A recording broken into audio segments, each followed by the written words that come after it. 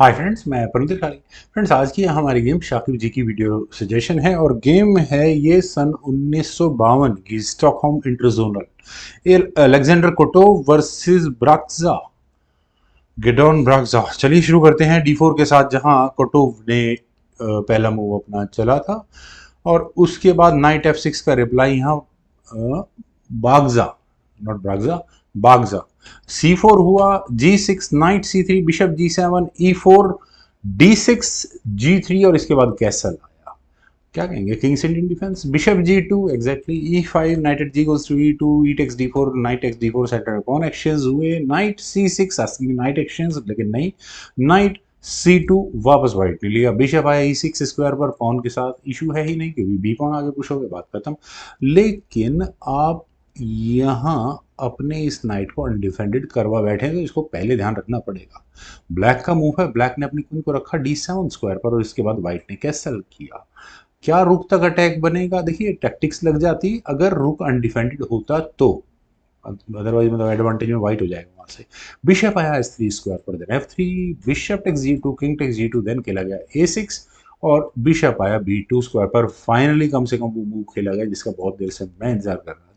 क्या एडवांटेज अभी भी होगा ब्लैक को? I don't think so in any manner. किसी भी तरह का कोई बहुत ज्यादा एडवांटेज होने वाला है। नाइट गया A7 स्क्वायर पर, क्वीन D2, देन हुआ B5 नाइट E3।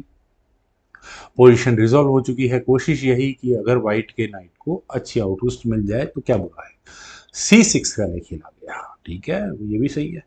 रुक आया D1 स्क्वायर पर, थोड़ी देर के लिए पॉन के साथ नहीं, इश्यूज तो नहीं कहूंगा क्योंकि रुक से उसका डिफेंस भी हो गया। नाइट आया E2 स्क्वायर पर, क्वीन C7, देन बिशप आया E3 स्क्वायर पर। और फ्रेंड्स, अगले मूव में क्या थ्रेट है ये, अब क्या एक्सप्लेनेशन दूं इसका। क्वीन और रुक फंस जाएंगे वहां पर। क्वीन हटी इसीलिए E7 स्क्वायर पर, देन हुआ नाइट D4 और नाइट D4 स्क्वायर पर आने के बाद क्या लगता है कौन सा पॉन खतरे में? कोई पॉन खतरे में नहीं है। नाइट E8 ब्लैक ने किया, लेकिन यहाँ अलेक्जेंडर का अगला अल्टीमेट मूव आया। उन्होंने अपने नाइट को रखा F5 स्क्वायर पर और सीधा सीधा नाइट सेक्रीफाइस किया है। एक्सेप्ट करें, किया। G takes F5, knight takes F5, queen पर अटैक और यहाँ बिशप पर भी है। दूसरा बिशप भी वहां प्रेशर बना रहा है। फॉर्चुनेटली ब्लैक का नाइट सही स्क्वायर पर है, यानी कि कहीं ना कहीं बागजा को इस पूरे सीक्वेंस का आइडिया था। तो मिसकैलकुलेशंस कहाँ से हुई? देखिए फ्रेंड्स, यहाँ इस पॉइंट पर मैं मेरी एक्सपेक्टेशन है, देखिए चूंकि अब हटानी तो क्वीन ही पड़ेगी, आपके पास और कोई सोल्यूशन नहीं है, तो क्वीन कहाँ हटाए? B7 बेटर स्क्वायर होता, लेकिन क्वीन ये गई C7 स्क्वायर पर। C7 स्क्वायर पर प्रॉब्लम क्या है? याद आ गया क्या प्रॉब्लम है? ठीक है, वो भी एक बड़ी गड़बड़ है। बिशप A5 मैं एक्सपेक्ट कर रहा था, लेकिन यहां पर अलेक्जेंडर कोटोव ने नाइट टेक्स G7 चुना। फ्रेंड्स, ये सिचुएशन है इंटरेस्टिंग अगली सी।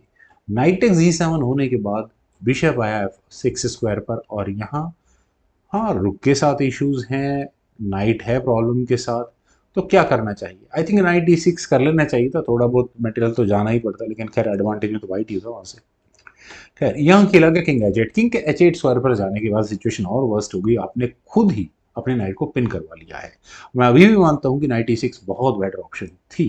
क्वीन G5 डिफेंस हुआ रुक से, लेकिन एच पॉन आगे पुश होना शुरू हो चुका है और अब इश्यूज बिल्कुल क्लियर है। रुक आया E8 स्क्वायर पर। फ्रेंड्स, ये थोड़ा सा पोजीशन को गड़बड़ कर रहा है। देखिए ब्लैक क्या सोच रहा है, जब बिशप ने इतना सिरदर्द किया हुआ है, इसी बिशप को एलिमिनेट करो जा करके। H5 खेला गया, इतनी देर में एक कदम और आगे पुश हो गया। देन रुक आया E5 स्क्वायर पर। रुक थोड़ा सा ज्यादा आगे चला गया, लेकिन कोई बात नहीं, बात वही पड़ती।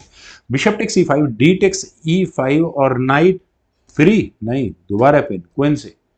नाइट C8 ब्लैक ने किया और अब कोई और पीस है क्या यहाँ ब्लैक के नाइट डिफेंस करने के लिए? कोई भी नहीं है। H6 फाइनली वो नाइट फंस ही गया है, यानी कि ब्लैक यहाँ एक्सचेंज डाउन होने वाला है। पोजिशनली बहुत तगड़े लॉस में है क्योंकि पूरी तरह डिफेंसिव मोड में रहने वाला है। ब्लैक ने यहाँ नाइट को E7 स्क्वायर पर प्लेस किया, लेकिन व्हाइट ने अपनी पोजिशन को और इम्प्रूव किया, रुक को D2 स्क्वायर पर ले जाकर।